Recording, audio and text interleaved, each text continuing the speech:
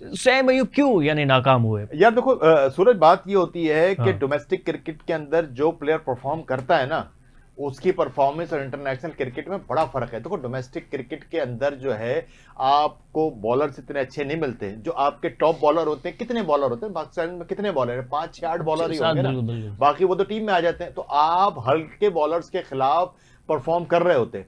अब अगर आप डोमेस्टिक से आप इंटरनेशनल टीम में आ जाते हो, आप इंग्लैंड के खिलाफ खेलोगे, आप इंडिया के खिलाफ खेलोगे, आप किसी भी टीम के खिलाफ खेलोगे, तो उस मुल्क के जो 5-10 बॉलर चुने हुए बॉलर होंगे वो आपको बॉल करेंगे। लेकिन अभी तो सैम अयूब की A+ टीम है तो मिली ही नहीं। अभी न्यूजीलैंड के साथ हम खेला, वो तो सी टीम थी, अभी आयरलैंड की टीम थी। मेरे कहने का मकसद ये कि A+ टीम में अगर आप किसी आयरलैंड के खिलाफ भी खेलो तो आयरलैंड के अंदर भी उनके 5 बेस्ट बॉलर होंगे। बिल्कुल सही। अफगानिस्तान के खिलाफ खेलोगे तो अफगानिस्तान के 5 बेस्ट बॉलर। अच्छा, उसका क्राइटेरिया क्या होता है कि वो बॉलर जो के 100 में से विकेट टेकिंग डिलीवरी जो है ना अच्छी डाल रहा है। अच्छा, मोहम्मद हफीज ने सर बड़ी एक अच्छी बात कही।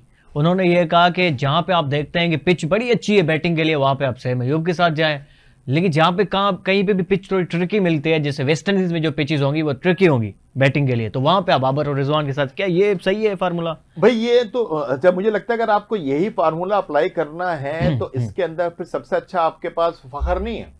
और सब फखर का अगर आप रिकॉर्ड देखें जहां उसको मुवाफिक विकेट मिलती है, तो फिर उस दिन फखर जो है ना वन साइडेड लेके जाते हैं। बिल्कुल, मकसद उसको फखर को फिर कोई रोक नहीं सकता। तो अब आप बजाय इसके कि यंगस्टर को आप ट्राई करें जिसको आपने काफी मौके दे लिए, और वर्ल्ड कप के अंदर मैं समझता हूं कि वो आपके पास कोई चांस नहीं है।